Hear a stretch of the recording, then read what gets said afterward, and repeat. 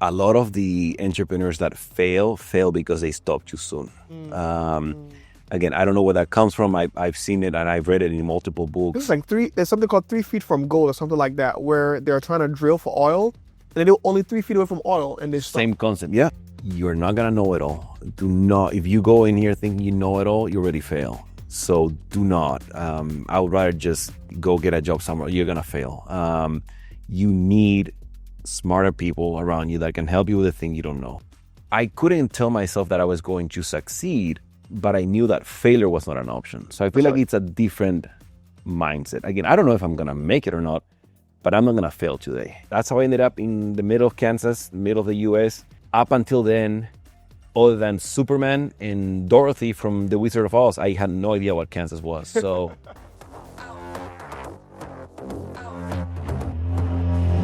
who really wanted with me? I'm at the top, that's 1, not 2 or 3. It's real life, baby, no make believe. I just make it look easy like ABC. I'm on it 20. Hey, what's up, good people? Welcome back to City Entrepreneur Season 3. I'm your host, Zeke Wanganga, and your favorite storyteller around the city. As you know, on this show, we dive into real stories of founders, funders, and builders shaping underdog cities, uncovering what it truly takes to launch, grow, and lead a business without the spotlight. This season highlights 3 types of guests: seasoned OGs who've built lasting companies, rising founders still in the grind, and the ecosystem builders helping turn vision into reality.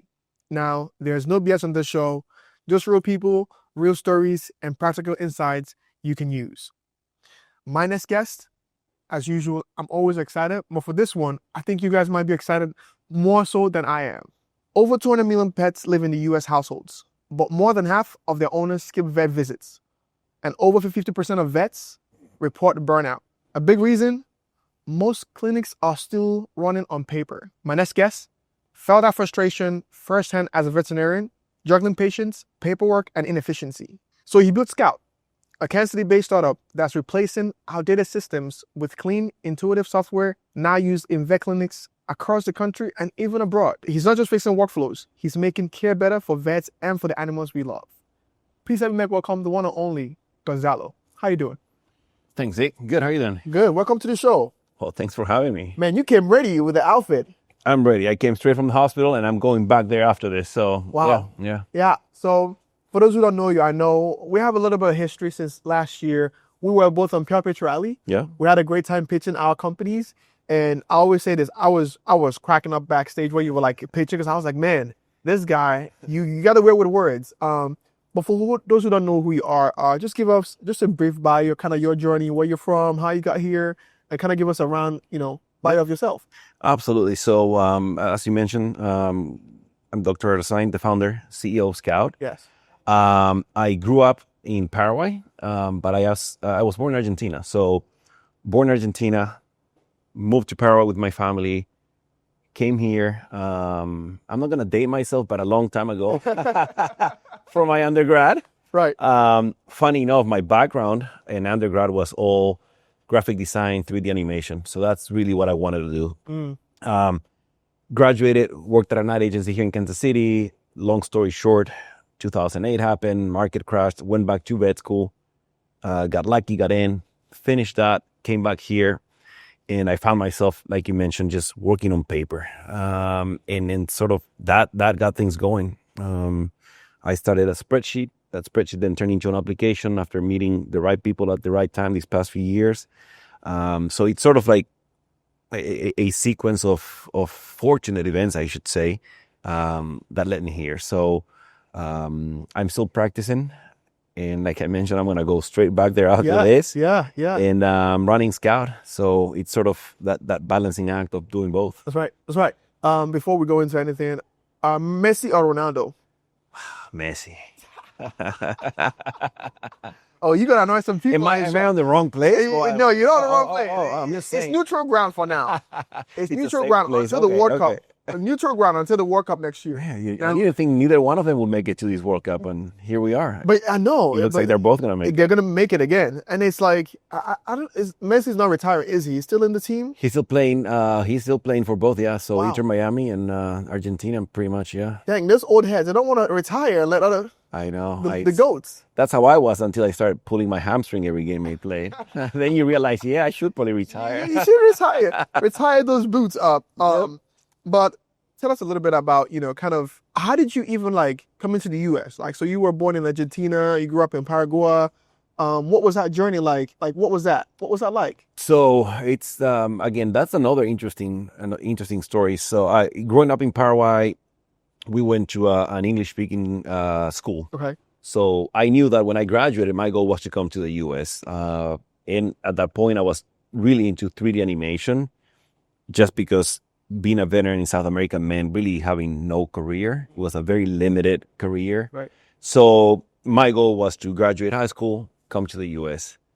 Now, how I ended up in Kansas, it's completely part out of my hands, in the sense that I applied to K-State, knowing that we would pay in-state tuition through that exchange program. So Paraguay and the state of Kansas has this exchange program where you can attend any of those universities and pay in-state tuition. So I had some friends. I'd applied to K-State. That was option number one. But I had also applied to State University of New York at Buffalo. They had a really good film department and sort of a bachelor's degree. So I applied. I got accepted, but I got 2 letters at the same time. And I can thank the Paraguayan post office for this. One was postmarked, I don't know, early in the year. Okay. I can't remember the day. Congratulations, you've been accepted. We look forward to seeing you, blah, blah, blah. And then I opened the second letter, which was postmarked like 3 months later, and said, well, we haven't heard back from you. As an international student, you need to stay at the dorms that first year. Yes. And now the dorms are full, so you have to wait a semester for an opening.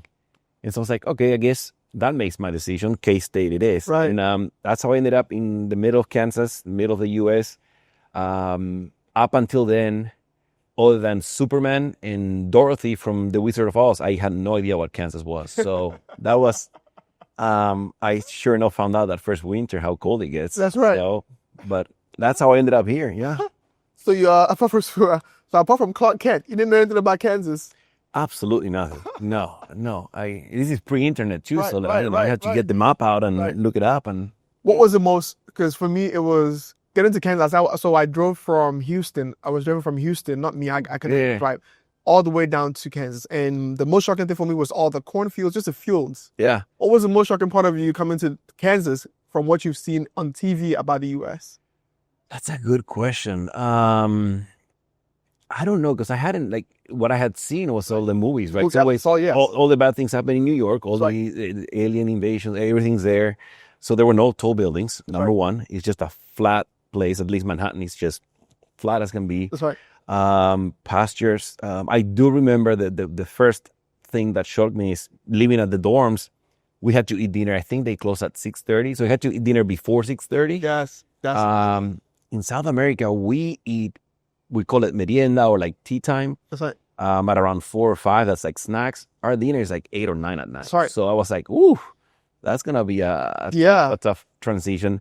But then I was pleasantly surprised how well things worked. I mean, clean roads. Right. People actually stop at the stop signs. Everything was like, oh my God, there's It's a system. it's a system that works. Yeah. So, yeah. So now fast forward to Scout, right? Walk me through kind of like the basics. Idea to figuring out a problem, to who needs this solution, to building out a company. Walk me through that. Yep. What was that process? And so I always say that, obviously, I wasn't planning on doing Scout. That it just happened completely out of frustration and just the I don't know if it's embedded in our DNA or what, like just not having that patience to wait for it to come out. Right. When I graduated vet school, I went and started practicing where I'm at today.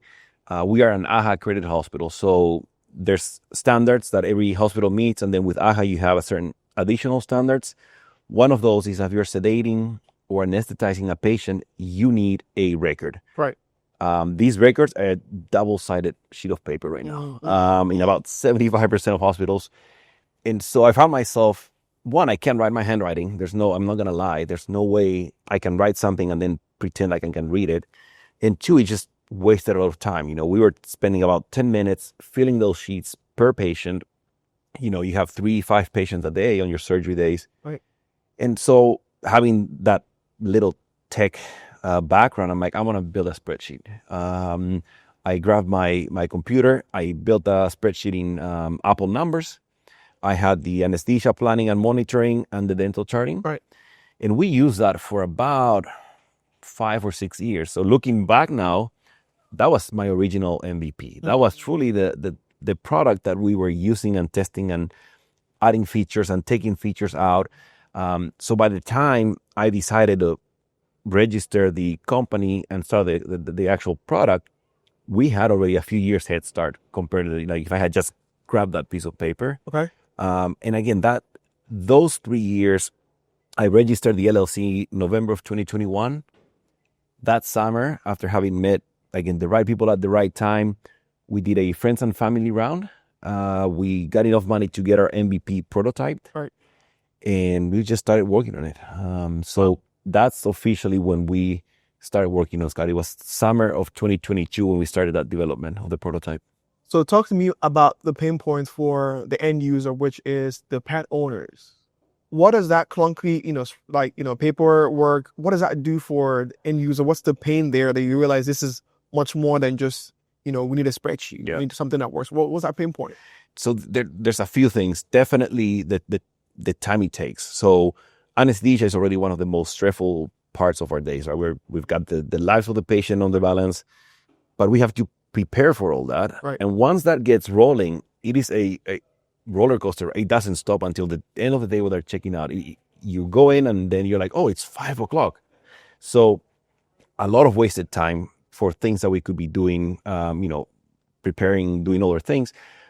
The other big thing in my mind was always safety. So patient safety. Right. We are now doing calculations by hand and writing them down. So there's level after level of room for error. So human error, reading the wrong thing. Poor handwriting is one of the most common causes of those types of errors. So that was patient safety, team stress, time wasting, which, as we know right now, facing all the burnout, turnover, we know that we need to eliminate as many of those little friction points as possible. So again, I didn't know at the time because we didn't have any studies to show the burnout. That's right. Now we've got, it's a big thing in veterinary medicine. We know it's there. We're trying to fix it. It's not a once and done. I think it's going to be changing a lot of systems. Right. But I think we'll get there. Just this is the beginning of that. Do you think, and I'm asking this because I know there's a lot of people who are working full-time jobs, but they want to transition into entrepreneurship. How are you able to do that? And do you think that gives you an edge in being an industry to help you test it out in the flow? How are you able to do, your job, but also create a startup? What's that journey? How do you do that step by step? That's a good question. So really, because I wasn't planning on being an entrepreneur, Right. It just sort of gradually happened. And I'll say this, I know that it's obviously harder. I have a full-time job. I started working on Scout on my days off. So I had Thursdays off. I started working on Scout. I got busy. I'm like, okay, I need another day off. Right. I guess I was lucky enough that my hospital allowed me to do that. I started working Tuesdays and Thursdays. That's where I'm at now. Of course, we as an entrepreneur, you have nights, weekends, and mornings, right? Right. That if you're working for somebody else, nobody's gonna do that, which I don't expect them to either. But we have that advantage. And then staying grounded was one of my biggest things in delaying my transition from part-time to full-time in Scout. So getting that feedback, being able to use it in my own hospital, just testing things. Okay, what works, what doesn't work.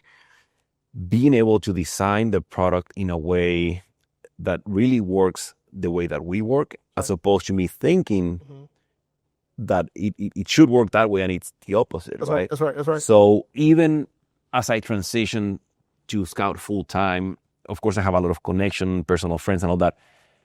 But I would love to be able to keep using it, even if it's once a week, doing surgery and just testing new features, just getting that feedback from the ground. Yeah. So let's go to the core entrepreneur stuff, because I know it's easy to see the article published of like, oh yeah, they did this, they raised this amount of funds, but behind the scene is where the actual work is. What did you have to do, or what value did you have to bring to yourself to be able to do this entrepreneurship thing? Well, what did you have to do? What did you take any classes? Did you read any books? What did you do to be able to put yourself in that mindset? Because I think entrepreneurship is one of the craziest things you can ever do. Yeah. Thinking that you can solve a problem that no one has ever been able to solve. Yeah. What did it take you to be able to keep fighting these demons every single day? What did you do to get to that? That's a great question. I think that I was lucky enough to not have any idea of what it meant. Had I known, I'd be like, oof, that and being a veterinarian, probably not a good thing. It just started. That's right. I started reaching out to people, connecting. The one thing that I would recommend is definitely, if you don't have a background in entrepreneurship, sales, really anything, read out of books. I've read and listened to countless books. If there's a recommendation, start with the Lean Startup. I feel like that book for me it set the theme, it set sort of the rhythm, but there's hundreds of books. So then stay connected. I didn't know we had such a huge ecosystem here. That's right. And the more that I get involved, it's like, oh my God, like there's people that are just willing to help or connect you with somebody that can help. If you look, there's grants that you can access to, again, Pure Pitch Rally, Launch Case. I mean, there's just countless non-dilutive ways of at least keeping your business rolling. Yes. Just long enough to get to that next point. So right. If you're not lucky enough to get friends and families that can give you money, you have enough to keep rolling. That's right. Until you grow enough to that next stage where maybe you get some angels or maybe you get some VC money. So that's right. But the biggest thing would be definitely you got to be open-minded, read a lot of books. There's no way. I mean, yeah, because you are the company. You're doing everything. That's right. At the early stages, you need to be doing everything. There's nobody else that can do it for you. And so the more you learn, the more open-minded you stay to learning from people that have been there, done that has failed. I feel like learning from people's failures, it's even more important, because if you avoid that, then maybe you're just going to do the right thing after that, right? So you don't have to do it all yourself in that regard. So yeah, reach out. Yeah. So let me ask you this, lean startup. What are some concepts you learned from that book that really helped you shift your perspective, or you want to give to another entrepreneur that they need to be able to grasp before they even think of starting a company or do entrepreneurship in their level? So that book, what really taught me was that you don't need a perfect product to get it out there. You really just need an MVP, a minimum viable product. Get it out there, test it, learn from user feedback, and then iterate. So, and that couldn't be any true. I mean, because you could be designing the wrong product altogether. You can spend 5 years thinking that you're going to get it perfect. And you may get it perfect in your mind, but then you put it out there, nobody wants it. Right. And now you spend 5 years wasting that time. That's so right. By spending maybe 3 months and get a product that is not perfect, but then you put it in front of people that should be your target audience, they like it, they don't like it. That's it. Is there a demand for it? That's right. Well, maybe there's a demand for it, but like, oh, that feature doesn't work. We want it this way, or we need it this way. That's right. Fine. You spend another month, you get another version.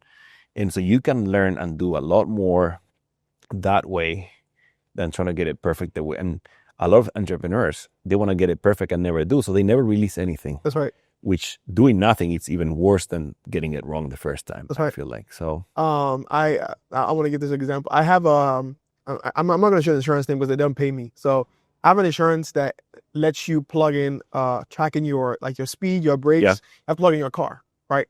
And I started plugging it in, and each time I drive, I'm not the best driver. It beeps at least 6 times a day. Yeah. So I unplugged it. But what I learned is that they say it's worse to unplug it than just leave it there to have it rate. Because if it's off, you're losing points just by it being off, right? So to your point is, you're not putting your product out there, you're losing time, resources, and intelligence you should be learning by just putting it out there. Yep. And just waiting for it to be perfect, because it's never going to be perfect. Nope. There's never a perfect time. There's never a perfect scenario for it. It's always going to be things that are going to come to test you.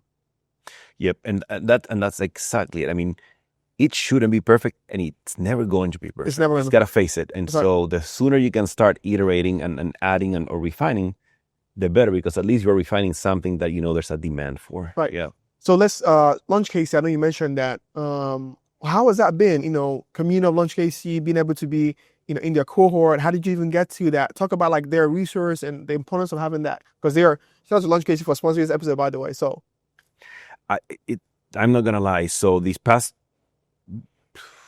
it's almost a year, I guess. Right. Pure Peach Rally, Launch KC, it all happened back to back. I still don't know how it all happened. One day I got an email and I was like, oh, great, I want to apply. Another that you should apply to that one. Sure, I want to apply to that one too. I feel it's like just doing it, just trying it. Again, they may say no, but at least you got to know. That's right. If you don't apply, you never know. But it's been great in the sense that obviously the resources, right? The knowledge. You've got other entrepreneurs that are going through the exact same thing as you are. You can bounce ideas off of. It comes with all the resources, again, from Pure Peach Rally, those connections. That's right. Launch KC, all those connections. Pipeline. It is just one thing after the other. You can continue to grow not only your connections, but your knowledge base. Again, I think you should always be learning something new. Sure.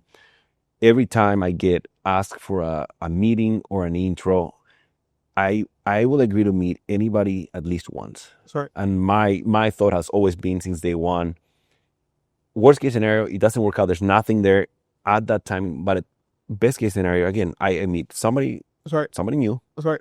They may know somebody. And if they even have something that we can, work together on, that's even better. So I wouldn't say meet 10 times with, wasting your time. Right. You don't have that much time. Right. But I feel like at least meeting once and know, learning something new is very important. Always be learning. So I know for sure, like Lunch KC, Pipeline, all these resources are really essential for like entrepreneurs in the ecosystem, because there's a thing they say, iron sharpened iron, and if not around the right people, you're either growing or you're dying, essentially. And I think that's the edge that the bigger, like the Silicon Valleys have on us, is that there's more of entrepreneurs, more of founders, more of accelerators, more of resources for you to be able to try things out, even if it's the dumbest idea. And I think, again, maybe in the Midwest, it's more like it's a show me state, like more like you have to be able to show it. And that's why most founders don't actually try it, because they're like, it's not perfect because no one will let me try with just a crazy idea, right? Yeah. And I do want to say this. I do want to shout out Casey SourceLink for what they're doing, right? Where with Becca Castro, the way they're re-envisioning when it comes to like the ecosystem. Because I think there's a lot of resources for small businesses, which is great. I love my small business, but I think when it comes to startup, we need more of those perpetuality, we need more of those in Launch Casey, more of those pipeline to be able to keep you rotated, right? Because like you said, being an immigrant too, like not having any wealthy family from here to connect you to the right person, you need those connections. Yep. Have those become value for you, being in that ecosystem, like you can call someone that can help you with this. Yep. How has that been? Yeah. I feel like that's exactly it. I mean, until I started reaching out and somebody connected me to somebody else, I had no idea this whole ecosystem was here.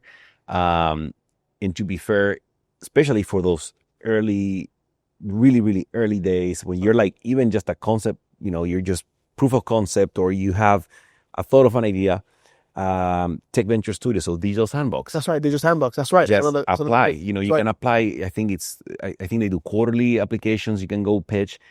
Again, let's say you don't get the money. I didn't get the money the first time. Mm-hmm. I learned from that. I adjusted my pitch. If anything, you're practicing your pitch. How do you pitch to a group of people? How do you sell your idea? So again, I think it goes back to learning and refining that. But again, there's the idea fund, like you mentioned. There's a lot of options here that if you don't have the resources to do it yourself, or even the contacts, they will help you connect with who can help you. Right. And I think that's where the true value is, where I can send an email or a text and be like, hey, this is what I'm at, this is what I need. And they'll be like, well, I think I know somebody. And then they'll reply. Right. And so until I found that ecosystem, it's pretty lonely, because you don't know, you're just doing it on yourself. But you start finding those people, your mentors. It just makes life a lot easier. Yeah. So, and also, like, I would say, as an entrepreneur, this is a marathon essentially, right? There are there are days when you see a good news, but before you see that good news, there's always the dark part where like, I don't think it's going to work out, honestly. Like, I have hit the wall 10,000 times and I still can't figure it out. But some of you keep showing up. Can you talk to us about those dark times when you hit the wall different times, trying to try different, what do you do? What are those walls you hit? And how did you come out of those to be able to get the other next level of what you're building? That's a good question. I think it brings an excellent point. And I don't know who said this, and I may be paraphrasing, but a lot of the entrepreneurs that fail because they stop too soon. Again, I don't know where that comes from. I've seen it and I've read it in multiple books. It's like there's something called 3 feet from gold or something like that, where they're trying to drill for oil and they're only 3 feet away from oil and they stop. Same concept. Yeah. You could just be right there. If you had just maybe whatever it took to stay afloat one more day or another week, you could have gotten a big contract. So that's always been my mentality. I attended a high school class where we just did a lecture about my non-traditional path to how I got here. And somebody asked me, so how do you know you're going to succeed at all these things? Like, you went to vet school, you applied and got accepted the first time, and then you start a company. And I'm like, I didn't. Let's be honest, I haven't succeeded at anything yet. I mean, we are still going. It's in the grind. But the mindset that I've always had is I couldn't tell myself that I was going to succeed, but I knew that failure was not an option. So I feel like it's a different mindset. Again, I don't know if I'm going to make it or not, but I'm not going to fail today. And as long as you can keep doing that, the outcome is obviously by definition success, but it's just got to keep going. And you know it, you are in the grind. That's right. It's more than, 5 days out of the week, maybe down here. And then you get one win and then you get 10 losses. And then you get one win and it's amazing. And so you just got to stick to it. Yeah. I mean, I think for the most part with being an entrepreneur, it's, I don't know, like people ask like success. I don't even know if that's a thing because you never get to it because you're always trying to solve the next problem after the next problem. Correct. But I think you always have an over vision of what it would look like to be able to accomplish everything you want for your company. What is that vision for you? If you want to say, this is what we want to be and what we want to solve. I feel like that's the tricky part of being an entrepreneur. I don't think you ever, again, I have a vision for my next milestone. So we've got milestones, which again, we're fundraising. So that's one of the milestones. Let's get that money. Let's get those partnerships. Let's double our AR. That is my short-term goal. It's scale. That's right. Grow. I've got a roadmap of features. Again, that's a separate, but it's obviously all part of the company. So I don't know that I could tell you what success means. I would be, if we take over the whole veterinary software industry, that would be successful. That's right. If we get acquired in 3 years or 2 years or 1 year at the right price, well, then I can focus on the next problem. That's right. That'll be successful. So I guess it depends on, I don't know, the day, the time you ask me, or ask me again in the winter and we'll still get something different. When it's snowing outside, that'll be a different answer you get. Maybe success is a beach house. That's where right. It's 110 degrees. That has a heater in it. That's the only success. Yeah. So let me ask you this, right? I think one of the hardest thing in entrepreneurship, and I don't like using the word hardest because everything is, obviously tough, is the first customer, right? Finding your first customer and convincing them to be able to use your stuff. What was your first customer and how did you get your first customer? And what would you advise entrepreneurs who are looking for their first customer to do based on what you've learned? That's a good question. So the first customer, and this is another story where I always go back to because it was key in our MVP process. The first conference we attended, it was November of 2022 with a Figma prototype. So we didn't have anything working. We had the wireframes. We can click on some of those things. Right. And I'll never forget because we, as part of our MVP, had our roadmap where we had anesthesia and we would wait on the dental part. We ended up bringing both because we finished ahead of time. I had the wireframes for both. And at that conference, we had 3 people that wanted to sign up. I couldn't because we had a Figma prototype. Sorry. So that one validated that there's a need for it. So that is huge. Once you get that validation, okay, well, you may be onto something that it's needed. But the other thing we learned is that if we hadn't brought the dental, people were just as interested, if not more, on the dental side of things than the anesthesia. So that validated, yes, there's a need, but people are really excited about the dental, which we were not going to put on an MVP that whenever in March, I think is when we ended up releasing it, we were going to wait. And so if we hadn't attended that conference and showed that and gotten the feedback from actual users, in my mind, dental could wait, and it couldn't. That ended up being one of our biggest features. So again, we sort of acquired our first customers there.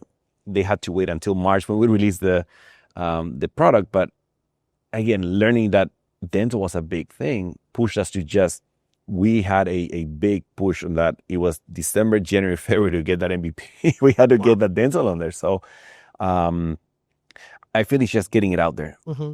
Identify who you think your customer is and test it. Put it in front of them and say, will you pay for it? How much will you pay for it? We did it in different conferences. The second conference in January, we tested for price. I had a spreadsheet. We would go through the demo, and then I would say, this is going to cost $600 a month. And I would look at their faces.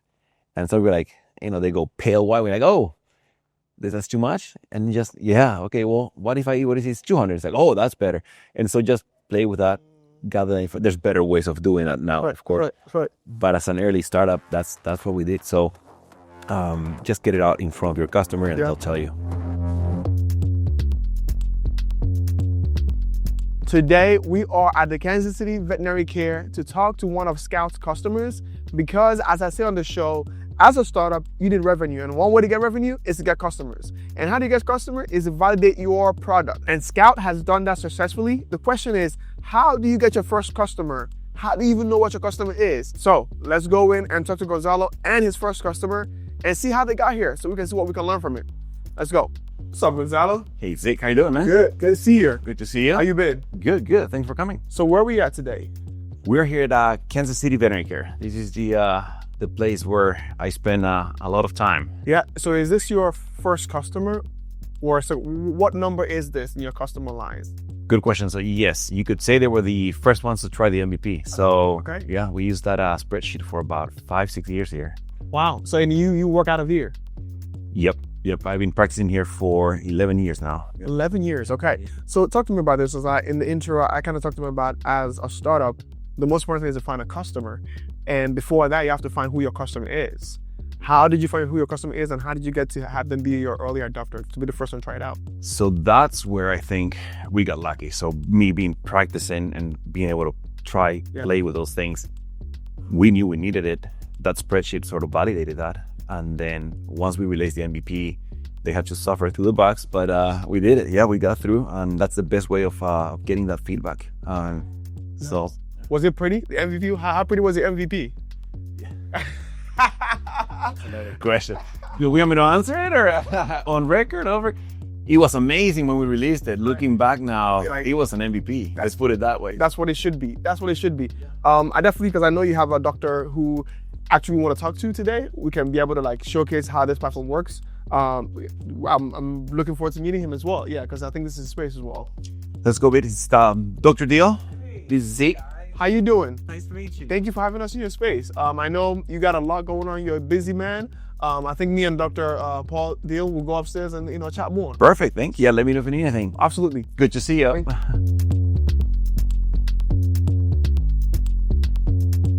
Thank you so much, Dr. Paul Deal. Thank you for having us in your space. I really kind of want to, I want to make this because I know you're really busy. Thank you for fitting us in today. But I really want to find out before, kind of how did you, realize that you needed Scout? What was happening before you were like, no, this was a pain point and I needed to use this new system? It's a great question. Actually, for a long time, we just used paper to record everything here. And so that was quite time consuming both during the procedure, but then afterwards we want to have records of that. And so we'd have to scan things into the computer, and it was quite a process at that point. Dr. Erdozain approached us about this app and kind of introduced ways that it could make the flow smoother, just to help us with our workload in general. And so we were interested. And since using it, it has turned everything upside down. It is so much easier at this point. We don't have to make paper copies any longer. We don't have to scan things. is made the speed through anesthesia a lot faster, Yeah. but I think it also makes it a lot safer in a lot of ways. Yeah. So backtrack. So how long have you been doing this? Like how long has your organization existed? The clinic itself, Yeah. oh goodness, it's been here before I was here. I've been here about 20 years now. Wow. And so it's been here about 15 or so before that. Wow. So they've been using paper till date. Yeah. That's a lot of paper. We used paper for a long time. We went paperless a little while back, but it was harder to do with like the anesthesia logs and Yes. things like that. And so that's where then finally this booped us into this century, I guess. Okay, so now walk me through what does Scout do for you guys? If you want to break that down to someone who doesn't understand Scout or understand, how it helps veterinary clinics.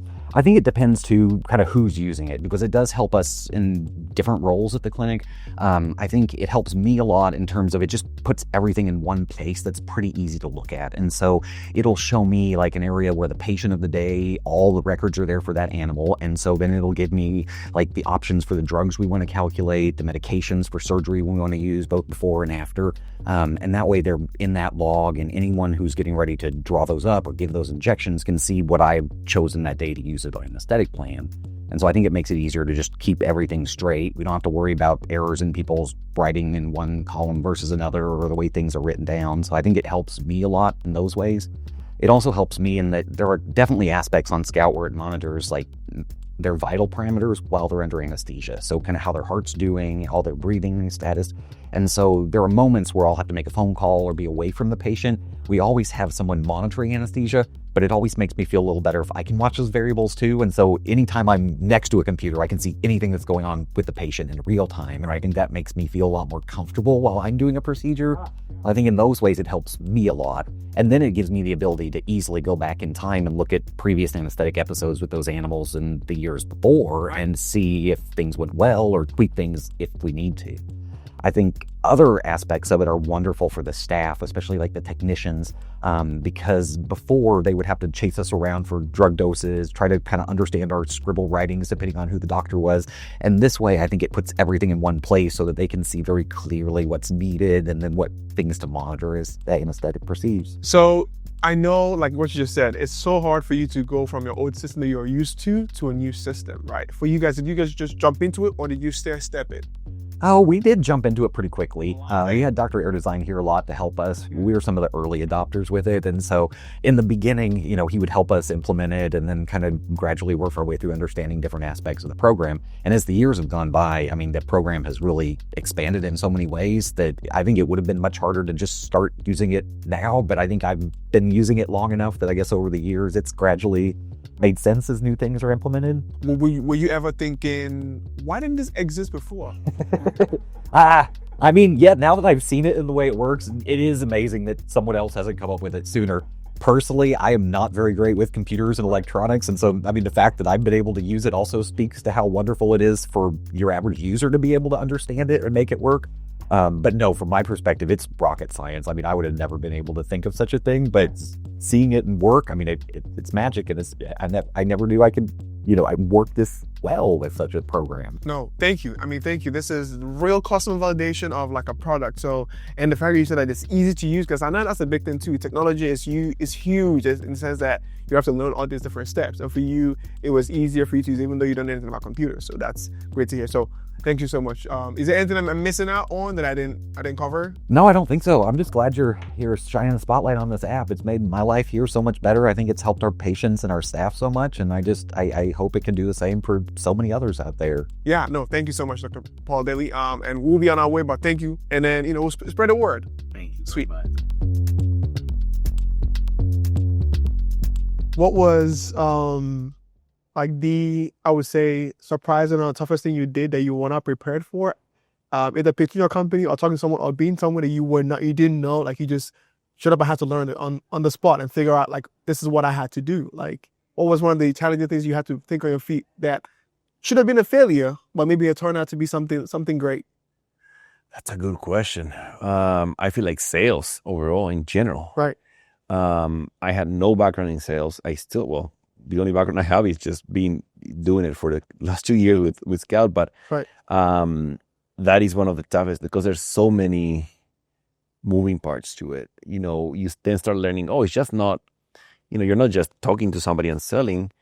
How do you get in front of that somebody? you need to first find them, or they have to find you. So is it inbound, outbound?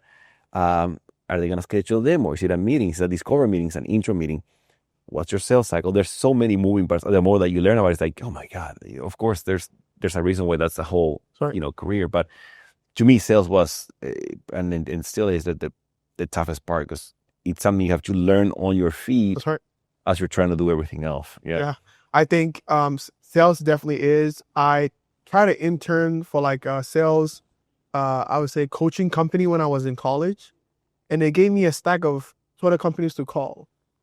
Like they do cold calling, which is back in the day. Yeah.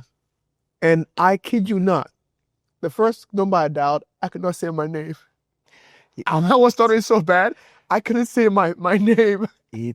There's a whole science to that too. I mean, just cold calling, just phone conversations. What do you say? What do you don't say? What do you don't say?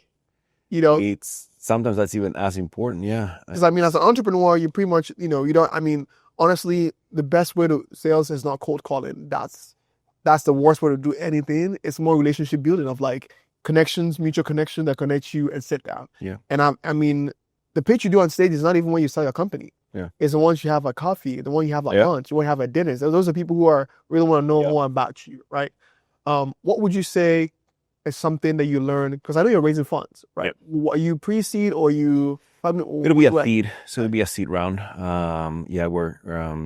We're tweaking the details, just because of the recent developments with the big beautiful bill and how that QSBS may affect doing a safe or convertible note versus a priced equity round.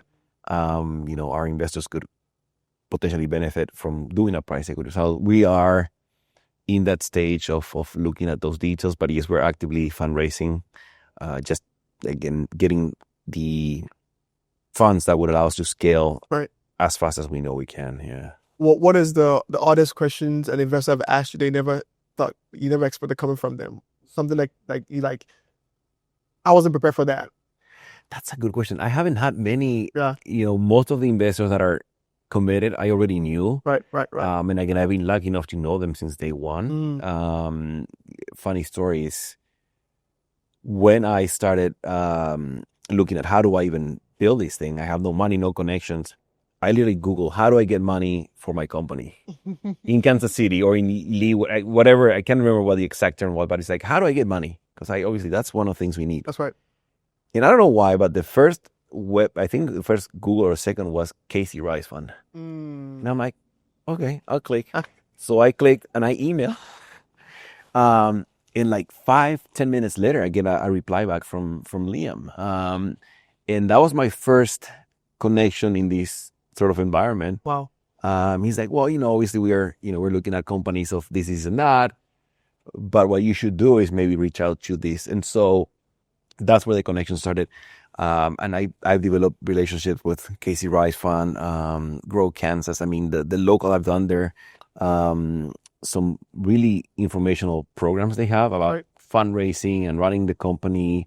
So I haven't had any odd questions, I don't think. You much based on relationships you build out with. Exactly. It's been years in the making. As we move through this round, I'm pretty sure I'm going to have some interesting questions. That's right.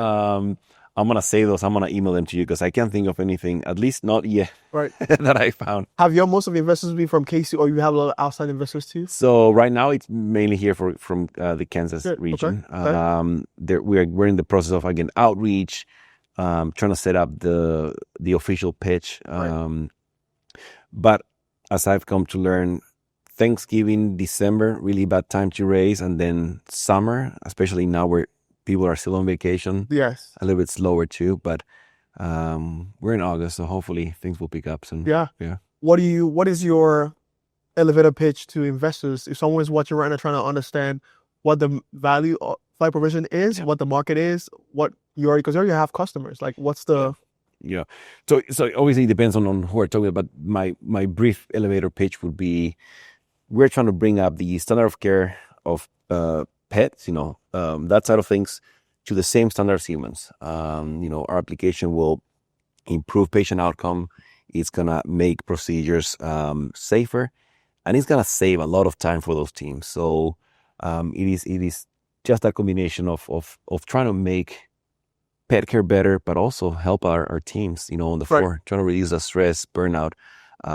It's all about that ideal outcome. So, funny thing is, when I started this, I'm like, oh, we are a website, you're a web-based application.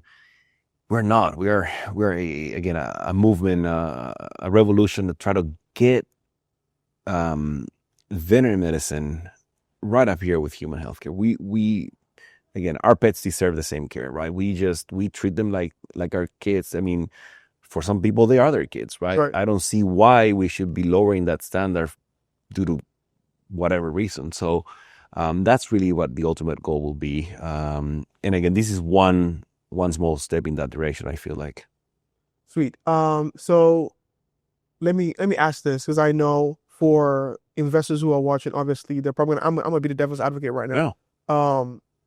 Why is Scout different? What are some companies out there? Why invest in Scout? Yep. So the biggest reason, and there's a few differences, but there's some companies that are doing digital forms when it comes, again, dental anesthesia. We are the only company that has sort of all those features in one place, that it's truly web-based, for example. So one of the things that I was convinced to do early on was, don't just do it an iPad application. We can do everything that we can on an iPad or on a web-based application. And now you're completely device agnostic. So we reduce friction by having, again, if you have a PC or you have an iPad and a web browser, you can log in and use it. Another huge differentiator is our online, offline modes. We want to make sure that regardless of where you're at, you can access your account and continue working. And then we're really focusing on reducing every friction point as much as possible. So from automatic calculations, customizable protocols, reminders, CPR protocols, we've got all those things that we can think of that you would need for that patient, for that surgical episode. So for you, how many customers do you have right now? We're at 45 currently. 45 customers. Yeah. Wow. Yeah. So the funds you're raising, what are you trying to scale or product? What are you trying to use the funds for? So the funds will be used for scaling and product development. We are R&D basically. We've got this roadmap of features that will allow us to not only capture new customers, but also increase the revenue from our current customers. So some features are going to be add-ons, so you're going to have to pay for those. So that is one side of the business. The other one is sales. We're just going to get, our defined ICPs, just grow that base. And so the milestone that we set for ourselves would be, again, we're at 45 now. We want to hit at least 100 by the end of the year. In a perfect idealistic world, we'll be making anywhere between 400 to 500,000 in ARR within the next 6 months, which is a crazy goal. But I think if we close this round soon, it's doable. So, yeah. So shifting gears a little bit, are you more of an entrepreneur or more of a veterinarian? Where do you think you're lying right now? I'm officially transitioning into the entrepreneur. Again, it's yes, there's that daily grind, and it's also pretty liberating. I can go and work from anywhere. If I have an internet connection, I can run Scout from anywhere. So whether that's one of the kids' soccer tournaments in Illinois, you just drive out there and I can keep working in between and get it done. So it's just that independence. Of course, that's one of the benefits. And I think it almost outweighs everything else. Not quite, but that's right. So yeah, I'm transitioning into that. Mentally, I've done that. Now it's just logistically speaking, doing that transition. So I think sometimes that often is missed in news articles or publishing is the pain it takes to grow anything in a company, right? The risks, the things you have to give up, the sacrifice you have to make. For you building Scout, since 2021, I believe, right? Mm-hmm. What are some things you had to give up? Like, what are some pains you have to go through that are in the dark, like people never see, that you never talk about, that really, could have taken you out, basically, or you're still walking through? Yeah. I think that nobody, or at least I didn't know how stressful, but how lonely this whole thing is. Looking back, I've had friends that are entrepreneurs. I'm like, that makes sense. Like all of a sudden they stop coming to the soccer games, or they stop, doing social. You don't have the time. You don't have the energy. Sometimes you got to separate yourself from, I feel like separating yourself from negative energy is very important. Again, you don't have the luxury of doing that. You have to stay positive. You have to say, again, I'm not going to fail. So you need everything in you to keep going. That's right. I keep joking, but not joking. I'm trying to lose my entrepreneur weight because I gained like 20 pounds just in the past few years. I used to work out, go to the hospital, work, lunch break, work out, go back to the hospital. Everything was like a fine oil machine.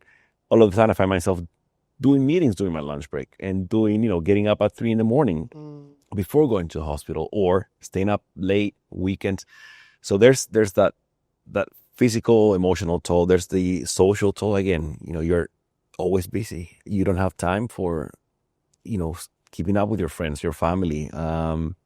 It's all of that nobody speaks about, which is, I think, why it's so important to have these groups that you can talk to, because they're going through exactly the same thing. I mean, You're not the only one. Right. Every entrepreneur that is serious about getting their business going is going through those same things. So, yeah.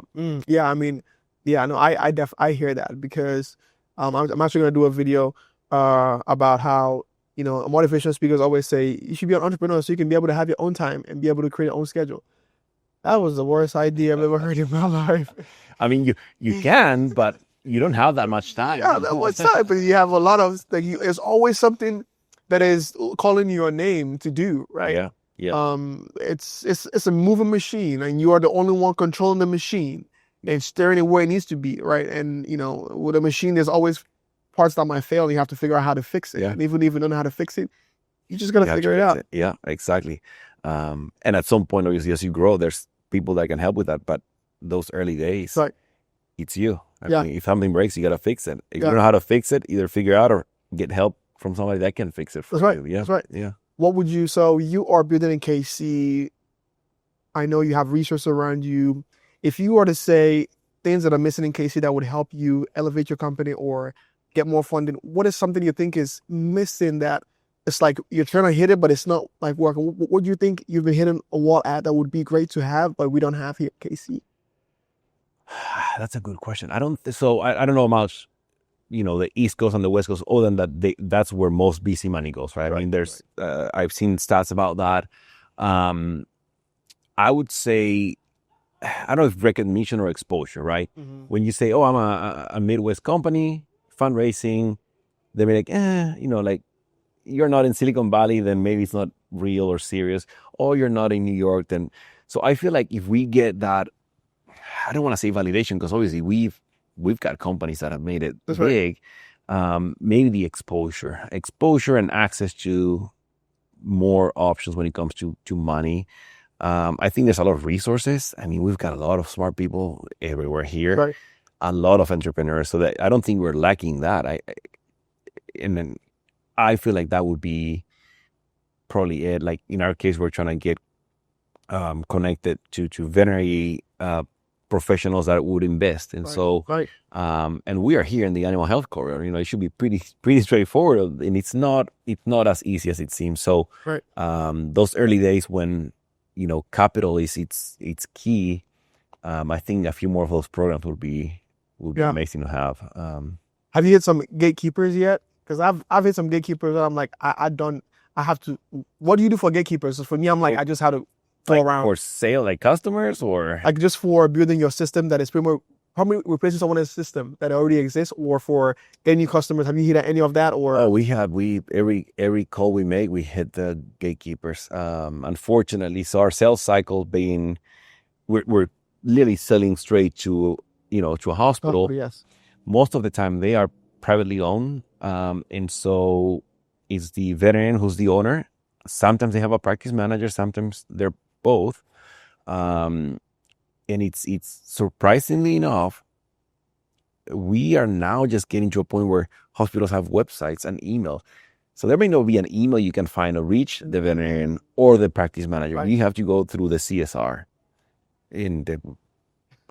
So we, most of the time, we're Yes. talking to gatekeepers, unless it's an inbound. When it's an inbound lead that we've gathered through, again, social media or a conference, that we're usually talking to the decision maker or somebody. But yeah, gatekeepers, I don't know. If you figure that out, let me know, because I don't have the answer. Yeah, I mean, there's an answer. Just keep going. You gotta keep going. You gotta Right. keep going. Try to find again. Right. The one thing that I learned from attending, it's called the Growth X Revenue Accelerator Program. Mm-hmm. A very intensive program, again, focusing on revenue, period. The one thing that we got out of that is you have to define that ICP, that ideal customer profile has to be spot on. That's right. You can have multiple definitions for different ICPs, but based on that definition, you're gonna have to target it differently. And so, again, unfortunately for us, one of our ICPs, it's having to deal with that. There's no easy way around that. That's right. When it comes to our corporate ICP, I can reach out to the CEO or the chief medical officer because those decisions are being made at that level. That's right. So it just prepares you how am I going to approach that sale and maybe not waste as much time depending on that. But again, gatekeepers they've been around for a while. They're probably going to be here for a while longer. For a long time. Yeah. So as we're going to end the show, one question I always ask entrepreneurs is, if you had to do it over again, would you do it differently, or would you even try to do it? Oh, that's a good question. Could I do it all over again knowing what I know now? Yeah. Oh, I feel like it would be much easier. I'm not saying it's going to be easy. I would definitely do it. I feel like once you do it, you start thinking about the next thing and the next thing and the next thing. You learn. Obviously, there's got to be a reason why investors love second or third or serial entrepreneurs, because you hopefully you're learning from your mistakes and you know what worked, what didn't work. Right. It would be so much easier. Yes. Again, it's not easy by any means. Right. But would I do it again? Yes. Especially if I know what I know now. I feel like a lot of those growing pains are gonna be there, but are gonna be one, you know what you expect. Mm-hmm. So yeah, long story short, I would definitely do it. And again, may or may not have ideas for future future products that I'm thinking of already. So yeah. Final question. What is the one advice you would give someone out there who is either an entrepreneur starting out or trying to get into entrepreneurship that you've learned from your own journey that you want to give them a tidbit of, like, real life stuff, some real shit, not like nothing basic, just like real life, one entrepreneur to another. This is what it's going to take. This is what it happened. There's so many.